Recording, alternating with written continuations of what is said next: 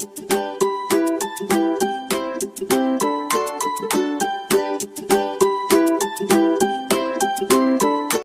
Morning friends, आप सभी का आपके अपने यूट्यूब चैनल लास्ट स्टेप पर स्वागत है। तो आज है 27 सितंबर और 27 सितंबर से रिलेटेड जितने भी महत्वपूर्ण करंट अफेयर के सवाल होंगे वे सारे आज हम लोग देखेंगे। चलिए शुरू करते हैं।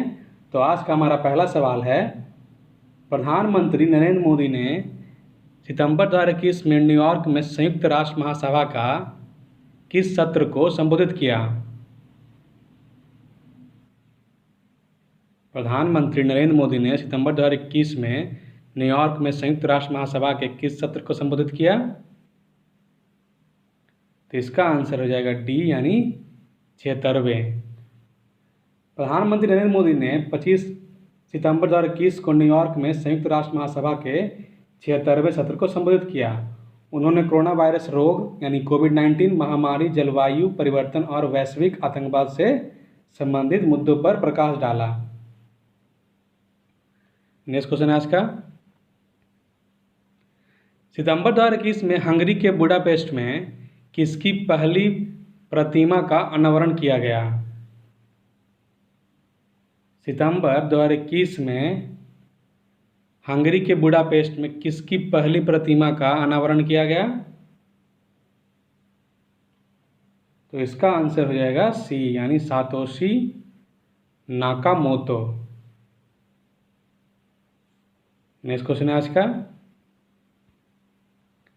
1971 के मुक्ति संग्राम के दौरान भारत और बांग्लादेश के बीच सांस्कृतिक संबंधों को प्रदर्शित करने के लिए भारतीय सेना 26 से 29 सितंबर 2021 तक किस शहर में एक उत्सव आयोजन कर रही है? क्वेश्चन को अच्छे से पढ़िए। 1971 के मुक्ति संग्राम के दौरान भारत और बांग्लादेश के बीच सांस्कृतिक संबंधों को प्रदर्शित करने के लिए भारतीय सेना 26 से 29 सितंबर 2021 तक किस शहर में एक उत्सव का आयोजन कर रही है? तो इसका आंसर हो जाएगा डी, यानी कोलकाता में। 1971 के मुक्ति संग्राम के दौरान भारत और बांग्लादेश के बीच सांस्कृतिक संबंधों को प्रदर्शित करने के लिए भारतीय सेना 26 से 29 सितंबर 2021 तक कोलकाता में एक उत्सव का आयोजन कर रही है। भारतीय सेना की पूर्वी कमान द्वारा विजय सांस्कृतिक महोत्सव नाम के उत्सव का आयोजन किया जा रहा है। विजय सांस्कृतिक महोत्सव कार्यक्रम में फिल्म स्क्रीनिंग, नाटक, संगीत कार्यक्रम और बैंड प्रदर्शन भी शामिल होंगे। देखते हैं इस क्वेश्चन आज का, सितंबर 2021 में संयुक्त राष्ट्र महासचिव एंटोनियो गुटेरेस द्वारा सतत विकास लक्ष्य अधिवक्ता के रूप में किसे नियुक्त किया गया है? सितंबर 2021 में संयुक्त राष्ट्र महासचिव एंटोनियो गुटेरेस द्वारा सतत विकास लक्ष्य अधिवक्ता के रूप में किसे नियुक्त किया गया है? तो इसका आंसर हो जाएगा बी, यानी कैलाश सत्यार्थी को। कैलाश सत्यार्थी को संयुक्त राष्ट्र महासचिव एंटोनियो गुटेरेस ने सस्टेनेबल डेवलपमेंट गोल्स एडवोकेट नियुक्त किया है। उन्हें 76वीं संयुक्त राष्ट्र महासभा की शुरुआत से पहले नियुक्त किया गया है। नेक्स्ट क्वेश्चन देखते हैं आज का, किस राज्य से खीरे को भौगोलिक संकेतक के तहत कृषि उत्पादों के तहत भौगोलिक संकेतक का टैग प्रदान किया गया है, यानी जीआई टैग मिला है? आज का 5वां क्वेश्चन है, किस राज्य से खीरे को भौगोलिक संकेतक के तहत कृषि उत्पादों के तहत भौगोलिक संकेतक का टैग प्रदान किया गया है, यानी जीआई टैग मिला है? तो इसका आंसर हो जाएगा सी, यानी कि नागालैंड। नागालैंड के नागा कुकुम्बर को हाल ही में 1999 के जियोग्राफिकल इंडिकेशन ऑफ गुड्स पंजीकरण और संरक्षण अधिनियम के कृषि उत्पादों के तहत भौगोलिक संकेत टैग प्रदान किया गया है। वे कैलोरी में कम, पोटेशियम और जल में उच्च होते हैं और स्पोर्ट्स ड्रिंक के विकल्प के रूप में कार्य कर सकते हैं। अब यहाँ पर है जो नागालैंड, तो नागालैंड के लोकसभा जो सीट है वह एक है, राज्यसभा सीट भी एक ही है। राजकीय पशु जो है वह गेल है, राजकीय पक्षी जो है बेलीथ का ट्रैगोपन है। राष्ट्रीय उद्यान यहाँ का तो इंटकी राष्ट्रीय उद्यान है। बांध दोआंग बांध है जो दोआंग नदी पर है। नेक्स्ट क्वेश्चन देखते हैं आज का। सितंबर 2021 में फेडरल बैंक बोर्ड ने निम्नलिखित में से किसे अपना अतिरिक्त गैर कार्यकारी स्वतंत्र निदेशक नियुक्त किया है? आज का छठा सवाल है, सितंबर 2021 में फेडरल बैंक बोर्ड ने निम्नलिखित में से किसे अपना अतिरिक्त गैर कार्यकारी स्वतंत्र निदेशक नियुक्त किया है? तो इसका आंसर हो जाएगा डी, यानी कि संकर्षण बसु रामानंद मुंडकुरी को। नेक्स्ट क्वेश्चन देखते हैं आज का।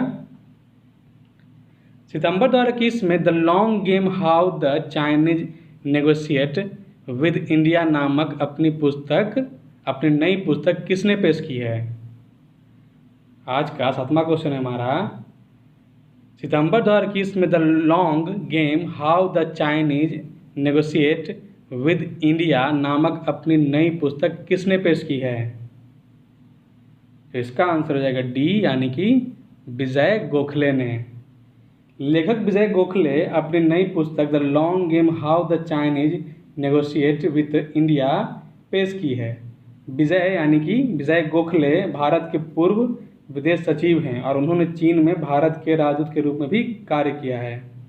पुस्तक भारत चीन संबंधों में 6 ऐतिहासिक और हाल ही की घटनाओं के चश्मे के माध्यम से भारत चीन संबंधों की गतिशीलता की पड़ताल करती है।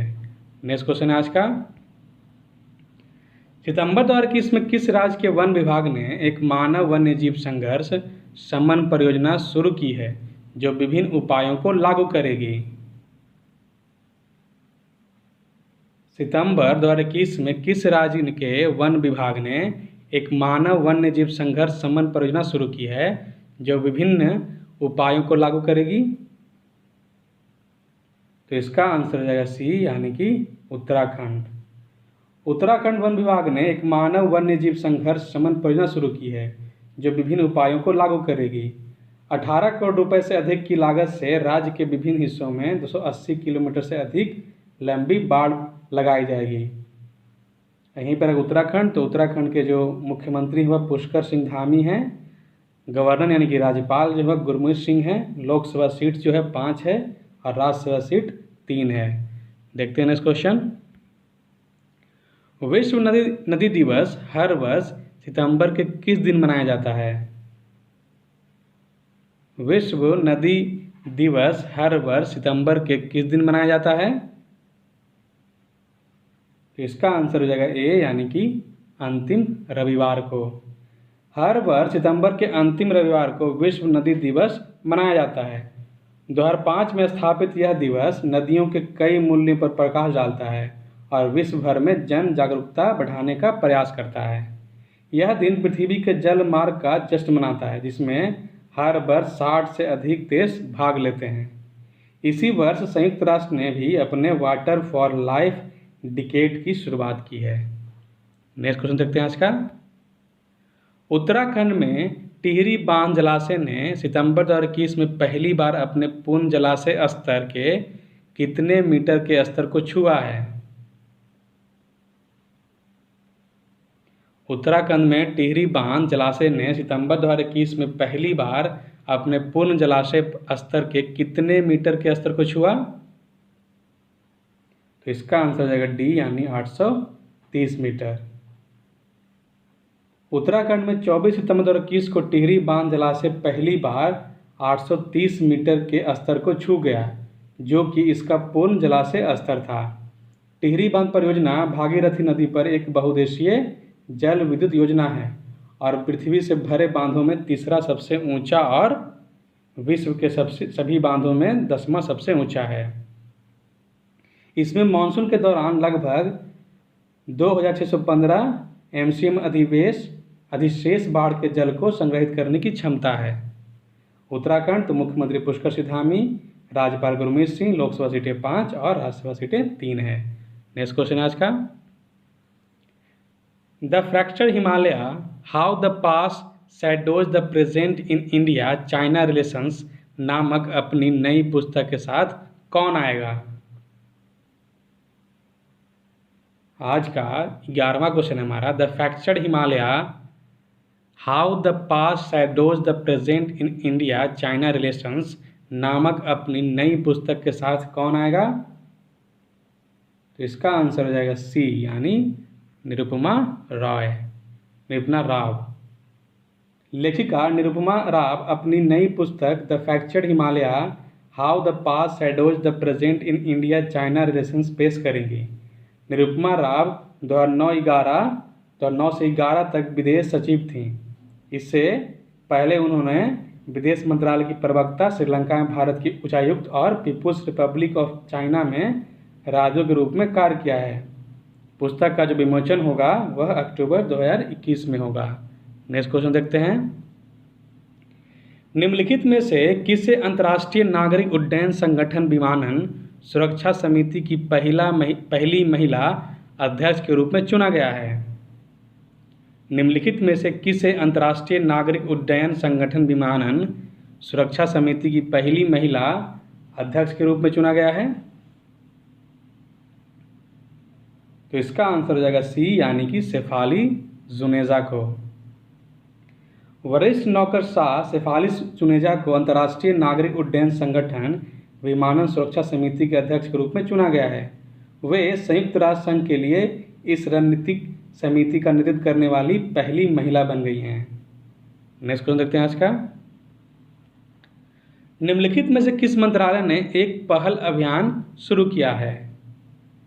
निम्नलिखित में से किस मंत्रालय ने एक पहल अभियान शुरू किया है? तो यह क्या है? कानून और न्याय मंत्रालय ने। न्याय विभाग, कानून और न्याय मंत्रालय ने 17 सितंबर 2021 से 2 अक्टूबर 2021 तक देश भर में एक पहल अभियान शुरू किया है। इस अभियान का उद्देश्य है टेली लॉ के तहत बड़े पैमाने पर पंजीकरण को प्रोत्साहित करना। टेली लॉ का माध्यम देश भर में 51,434 कॉमन सर्विस सेंटरों के विशाल नेटवर्क के माध्यम से पैनल अधिवक्ताओं द्वारा लाभार्थियों को प्रभावी रूप से मुकदमेबाजी पूर्व सलाह प्रदान करता है। नेक्स्ट क्वेश्चन देखते हैं आज का। निम्नलिखित में से किसे वर्ष 2020-21 के लिए कर्नाटक में सर्वश्रेष्ठ विधायक के रूप में नामित किया गया है? निम्नलिखित में से किसे वर्ष 2020-21 के लिए कर्नाटक में सर्वश्रेष्ठ विधायक के रूप में नामित किया गया है? तो इसका आंसर हो जाएगा डी, यानी BS येदियुरप्पा को।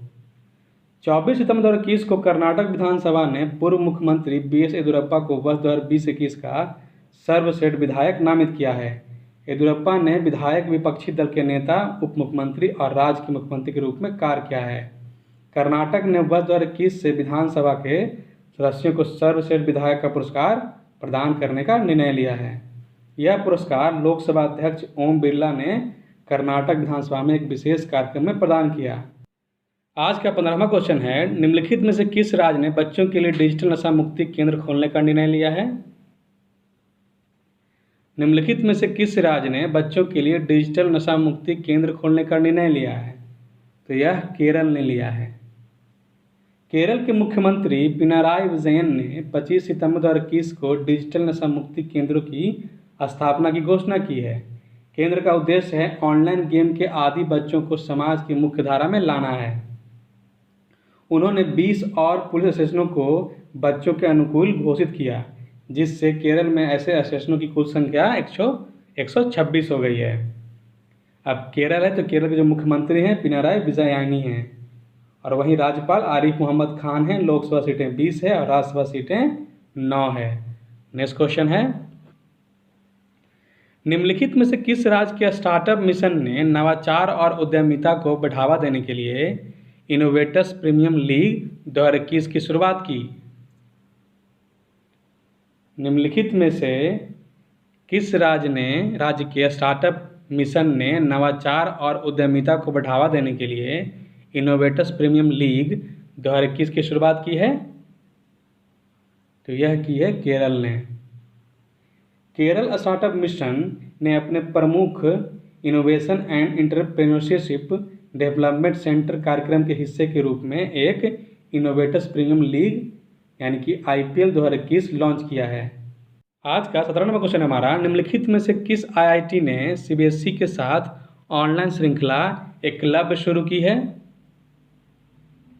निम्नलिखित में से किस आईआईटी ने सीबीएसई के साथ ऑनलाइन श्रृंखला एकलव्य शुरू की है?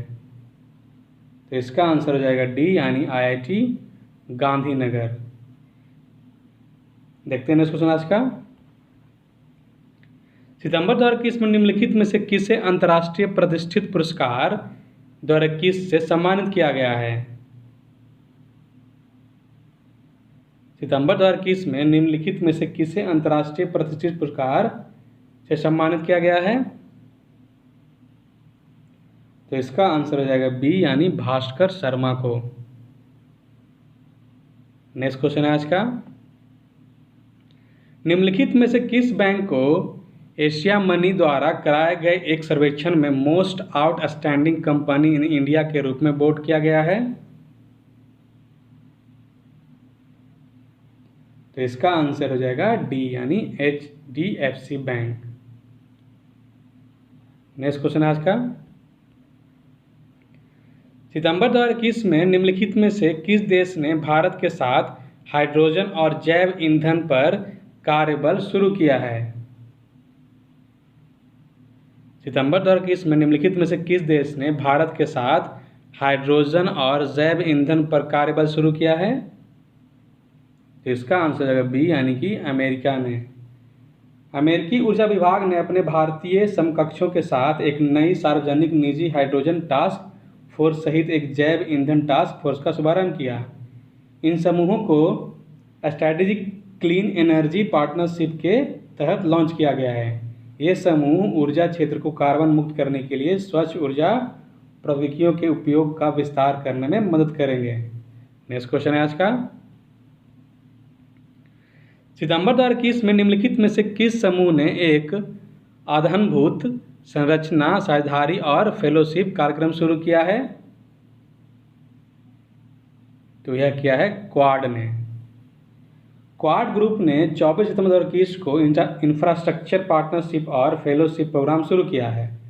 क्वाड फेलोशिप को स्मिथ फ्यूचर्स द्वारा संचालित किया गया है, जो एक परोपकारी पहल है और exchanger, Blackstone, Boeing, Google, Mastercard और वेस्टर्न डिजिटल द्वारा समर्थित थी। आज का 22 नंबर क्वेश्चन है हमारा, FSSAI और क्वालिटी काउंसिल ऑफ इंडिया के अनुसार निम्नलिखित में से किस वर्ष भारत औद्योगिक ट्रांस फैट फ्री बन जाएगा? FSSAI और क्वालिटी काउंसिल ऑफ इंडिया के अनुसार निम्नलिखित में से किस वर्ष भारत औद्योगिक ट्रांस फैट फ्री बन जाएगा? तो इसका आंसर है डी, यानी कि 2022 तक। भारत वर्ष 2022 तक औद्योगिक ट्रांस फैट फ्री बनने की राह पर है। तो इसी प्रश्न के साथ आज का यानी कि 27 सितंबर से रिलेटेड जितने भी महत्वपूर्ण करंट के सवाल थे वो सारे समाप्त होते हैं। अगर ये क्वेश्चन आपको अच्छे लगे हों, ये वीडियो अच्छा लगा हो, चैनल को सब्सक्राइब करें, वीडियो को लाइक करें और वीडियो को शेयर भी करें ताकि और लोग भी चैनल से जुड़ सकें। तब तक आप लोग अच्छे से तैयारी करें। हम लोग कल फिर मिलेंगे नए प्रश्नों के साथ। थैंक यू, धन्यवाद।